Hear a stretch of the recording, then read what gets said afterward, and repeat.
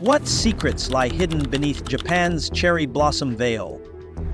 In a land where ancient temples meet bullet trains and every gesture holds meaning, Japan's intricate culture captivates travelers. In this travel documentary-inspired journey, we reveal 15 surprising taboos to navigate Japan with respect, offering a deeper lens into its soul. How do these taboos reflect Japan's values? What can they teach us about our own cultural blind spots? Let's answer these questions together. 15. No women in sacred spaces. In the shadow of Mount Omine, a UNESCO World Heritage Site, a sign starkly declares, "No women allowed." This sacred mountain, along with Okinoshima Island, bans women to preserve their spiritual purity, a rule unchanged for centuries.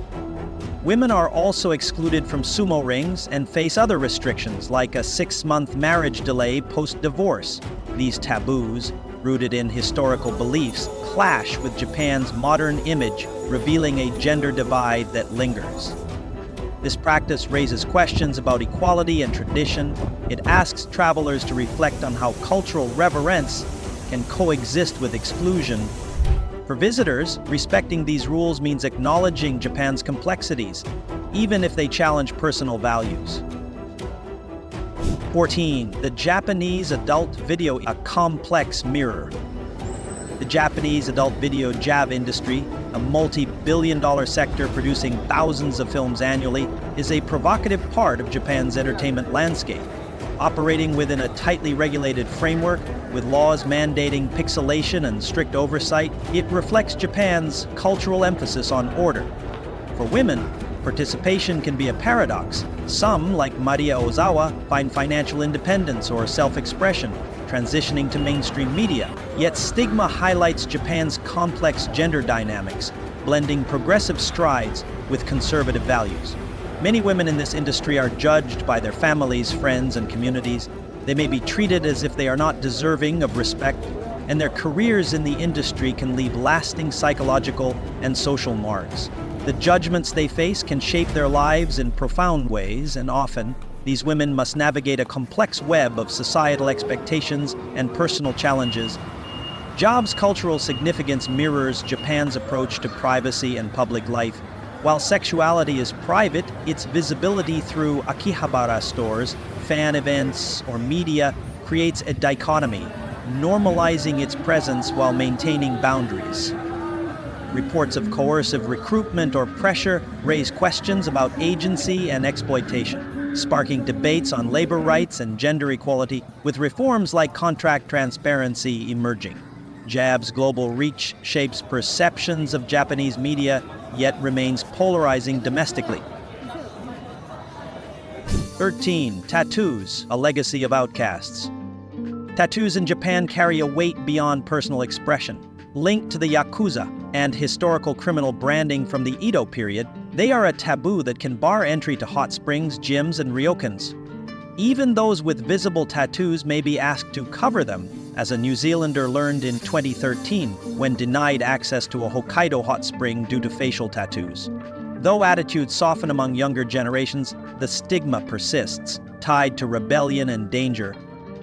But this taboo requires adaptation, covering tattoos with bandages or clothing to access certain spaces. It also invites reflection on how symbols carry different meanings across cultures. A tattooed visitor navigating Japan's bathhouses, engaging with locals who view tattoos as art or taboo, highlights this evolving norm. This practice challenges assumptions, encouraging an appreciation of Japan's perspective alongside the global diversity of cultural symbols. 12. Chopsticks and the echoes of ritual. At a lively Tokyo izakaya, the clink of glasses and the scent of grilled yakitori create warmth. Passing food directly with chopsticks is a grave taboo, mirroring a cremation ritual where family members transfer the bones of the deceased, evoking death. Sticking chopsticks upright in rice resembles incense offerings for the departed, unsettling hosts. This taboo reveals Japan's sensitivity to symbols of mortality. Mastering chopstick etiquette, using them only to eat, placing them on a rest when not in use is essential. a chef gently correcting a faux pas, the chopsticks carefully placed, highlights cultural reverence. This practice underscores Japan's attention to detail, where small gestures carry profound meaning. 11. Tipping, a rejection of materialism. In a Kyoto restaurant, leaving a tip might seem generous, but it's a taboo that can offend, suggesting inadequate service and slighting the staff's pride. Japan's service culture, renowned for its excellence, expects no extra payment. Gratitude is shown through a heartfelt arigato or a neatly folded origami note. Paying only the bill, letting words or actions convey appreciation, aligns with this taboo. A waiter returning a forgotten tip, their smile radiating pride, captures Japan's value of dignity over materialism. This practice challenges assumptions about service, offering a lesson in genuine connection. If you're enjoying this deep dive into Japan's cultural taboos, please give this article a like, drop a comment with your thoughts, or subscribe to our channel for more explorations of the world's hidden customs. Your support helps us keep sharing these stories, and we'd love to hear how Japan's unique traditions resonate with you. 10. The cursive numbers, avoiding 4 and 9. The number 4, pronounced shi like death, and 9, pronounced ku like suffering, are shunned. Elevators skip the 4th floor, labeled 3A or T. Hotels avoid room numbers 9 or 49. This taboo, more than superstition, reflects a cultural psyche that wards off misfortune through language and design. A missing floor might puzzle newcomers, revealing its deliberate absence. This practice invites reflection. What can Japan's avoidance of certain numbers teach us about how language shapes our perceptions? Heeding subtle cues shows how belief informs daily life. An elevator panel with the absent 4 sparks insight into Japan's intricate relationship with symbolism. 9. The art of gifting, symbols and sensitivity. Gift-giving in Japan is a ritual with over 70 occasions annually, from New Year's to weddings. Certain gifts are taboo, items tied to the numbers 4 or 9 linked to death and suffering. Combs sounding like suffering, fox imagery symbolizing greed, glass implying fragility, sharp objects suggesting severed ties, or chrysanthemums and camellias, funeral flowers. These rules reflect Japan's sensitivity to symbolism, where a poorly chosen gift can offend. Navigating this requires care, and opt for safe gifts like sweets or stationery, wrapped with precision. A market stall owner demonstrating the art of wrapping, their hands folding paper with care, embodies Japan's thoughtful culture. This taboo reveals the weight of intention, offering a lesson in the power of thoughtful gestures. The following taboo will truly shock you. It's something so unexpected, you won't believe it until you see it. 8. Smoking in public, a contested ballot. Since 2018, Japan has enforced strict outdoor smoking bans in public areas like schools, hospitals, and certain streets, with fines up to $4,600 for establishments and $2,700 for individuals. Yet, designated smoking areas persist, and some restaurants and bars still allow smoking, creating a patchwork of rules that sparks debate. Many advocate for a total ban, frustrated by the inconsistency, while others defend personal freedom. This taboo highlights Japan's struggle to balance individual rights with collective well-being, a tension that shapes its evolving social landscape. Navigating this rule means seeking out smoking zones, often tucked into corners of train stations or city squares, and respecting non-smoking areas. Salarymen huddled in a neon-lit smoking booth, exhaling clouds against Tokyo's skyline, capturing the intersection of tradition and modernity. This taboo prompts a question. Why do some cultural rules, like smoking bans, face resistance even as they aim for the greater good? The answer lies in Japan's delicate dance between personal choice and communal harmony, a dynamic that must be navigated with care. 7. Overtime and the weight of karoshi. Japan's work culture, once celebrated for its relentless dedication, carries a dark shadow, karoshi, or death from overwork. Linked to heart attacks, strokes, and suicides, this phenomenon haunts the nation, with Aokigahara Forest, known as the suicide forest, a stark symbol of its toll.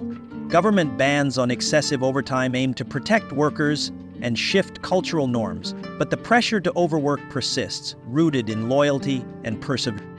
This taboo is less visible but palpable in Japan's rhythm. Empty offices late at night, shorter business hours in some sectors, or the weary faces of commuters. Young professional stories reveal the human cost of tradition and the hope of reform, shedding light on Japan's reckoning with mental health and labor rights. Respecting this taboo means appreciating Japan's evolving boundaries, like avoiding late-night business demands and recognizing efforts to prioritize well-being. Are there more taboos in Japan that we're missing? Stay tuned for the next part to find out. 6.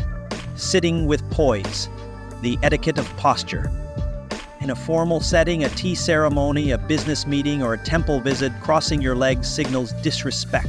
This posture, seen as casual or provocative, contrasts with the preferred seiza style, kneeling with a straight back, a pose of dignity and discipline. In public or professional contexts, sitting with legs together conveys respect, aligning with Japan's emphasis on propriety and attention to detail. Adopting this posture is a meaningful act of integration. The discomfort of seizai, especially for the unaccustomed, can transform into appreciation for its grace, as seen when a visitor sits properly during a tea ceremony, their focus sharpening with each careful movement. This taboo underscores Japan's belief that every gesture matters, offering a lesson in mindfulness that resonates beyond borders. 5. Seats and subtle respect, a paradox of equality. On a crowded Tokyo bus, younger passengers don't always offer seats to the elderly outside designated priority areas. Japan's egalitarian ethos often follows a first-come, first-served principle, with standing accepted as part of shared public life. Offering a seat can highlight age or disability, potentially causing discomfort. Priority seats exist for the elderly, pregnant women, and others, but beyond these, the dynamic shifts to mutual acceptance. This taboo requires nuance. Offering a seat subtly, perhaps by pretending to alight, respects both equality and kindness. The rush hour train scene, where a discreet seat exchange unfolds, reveals Japan's balance of respect and fairness. This practice challenges Western assumptions about courtesy, encouraging adaptation to a culture where respect is expressed through restraint. 4. The sanctity of space, touch, and personal boundaries. In the crowded bustle of a Tokyo subway, bodies press close, yet an invisible barrier protects each passenger's personal space. Touching without consent, casual handshake, or a friendly pat on the back is a taboo that can unsettle. The bow, a gesture rooted in centuries of etiquette, conveys respect, gratitude, or apology without physical contact. A shallow nod for a quick thank you, a deep bend for profound respect. These nuances replace the tactile familiarity common in Western cultures. Public displays of affection, like kissing or hugging, are approached with caution, seen as private acts that belong behind closed doors. This taboo challenges instincts honed elsewhere. A well-meaning hand extended in greeting might be met with a polite but hesitant smile, a reminder that connection in Japan often requires no touch at all. Mastering the art of bowing becomes a rite of passage, a way to honor the sanctity of space. Picture a foreigner's first bow in a Kyoto tea house, their initial awkwardness giving way to confidence as their host returns the gesture with warmth. This taboo raises a question. How do cultural norms around touch shape our interactions? And what can Japan's restraint teach us about respect? The answer lies in the quiet power of distance, where connection is forged through mutual understanding. 3. Eating on the go, a breach of mindfulness. Osaka's Dotonbori district thrums with life, its canals reflecting giant signs advertising takoyaki and kushikatsu. The aroma of sizzling street food tempts you to grab a skewer and eat as you stroll. But eating while walking is a taboo, a disruption of public harmony. The smell of food, the sound of chewing, or the risk of littering can disturb shared spaces, drawing disapproving glances. A British YouTuber once shared being gently scolded by elderly locals for eating on the go, their words a lesson in cultural mindfulness. This taboo reflects Japan's emphasis on presence and deliberation. Eating is a moment to savor, ideally in a designated space like a vendor's stall or a quiet bench. Pausing to eat becomes an opportunity to slow down, to engage with the rhythm of Japanese life.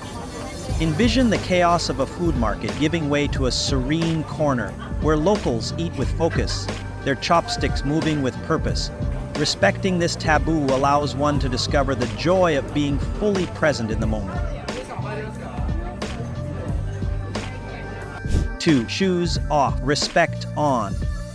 Entering a traditional Japanese home, you step into the genkan, a sunken entryway where the outside world is left behind. Removing shoes is not just practical, it's a sacred act. Wearing shoes indoors or even indoor slippers in the wrong room is a taboo that signals disrespect, tainting the purity of private spaces. This practice, dating back over 2,000 years, protects raised floors and tatami mats, woven straw surfaces that symbolize comfort and cleanliness. Tatami, delicate yet durable, is more than flooring. Its fragrance evokes the serenity of a Japanese home. This taboo reflects Japan's reverence for boundaries between the chaotic external world and the tranquil domestic sphere. A 1984 sociological study described Japanese homes as sanctuaries, where order and purity are fiercely guarded. By shedding shoes, you honor this divide, stepping lightly into your host's domain. The rule is simple: swap shoes for slippers or socks, and ask if unsure. This act is humbling, a small gesture that forges connection. Whistling at night, a whisper of the unknown. As dusk settles over Kyoto's lantern-lit alleys, the city's hush invites reflection. Whistling at night is a taboo, believed to summon snakes, demons, or thieves. Stemming from folklore, a wicked man controlling a venomous snake with a whistle, or thieves signaling in the dark, this sound carries menace. Parents still caution children against whistling after sunset, a nod to harmony and safety in communal spaces. This taboo reflects Japan's reverence for nighttime as a time of rest, not disruption. Embracing the stillness honors the unseen boundaries that shape Japanese life. The eerie calm of a moonlit street, where the absence of sound speaks volumes, underscores this cultural nuance, reminding us to tread lightly. Bonus: respectful travel, no talking on transit. In Japan, avoiding loud conversations on trains is more than just good manners, it's a cultural norm, deeply rooted in respect for others. Public transportation is often crowded and quiet, offering a peaceful space amid busy city life. Speaking loudly disrupts this calm environment and can make fellow passengers uncomfortable. Most Japanese commuters keep their voices low or refrain from talking altogether, focusing instead on their own thoughts or devices. Visitors should observe this etiquette to show respect and avoid standing out. By keeping conversations soft or silent, you help preserve the serene atmosphere that makes Japanese trains uniquely pleasant and comfortable for everyone. Using your phone on public transportation in Japan is considered impolite and disruptive. Most Japanese people avoid talking on the phone while riding trains or buses, as it disturbs others in the close, quiet environment. Instead, passengers often set their phones to silent or use them discreetly for texting or browsing. This unspoken rule reflects the deep respect for personal space and consideration for others that is central to Japanese culture. For visitors, observing this etiquette not only shows respect, but also helps blend smoothly into daily life in Japan. If you need to make a call, it's best to wait until you've left the train or bus, where your conversation won't intrude on others' peace. Japan's taboos are stories etched in its history, values, and daily life. From the silence of a night unbroken by whistling to the reverence of a shoeless home, they reveal a culture cherishing harmony, respect, and meaning. These practices are bridges, inviting intentional movement and curiosity. Each taboo, the careful placement of chopsticks, the avoidance of a forbidden number, offers a lesson in mindfulness, a chance to see through Japan's eyes. As you plan your journey, let these taboos guide you as keys to connection. Step forward with humility, ready to learn from a society balancing tradition with change, order with creativity, and restraint with profound humanity. Thank you for following along with our 15 taboos about Japan. We truly appreciate your time and interest. Until next time,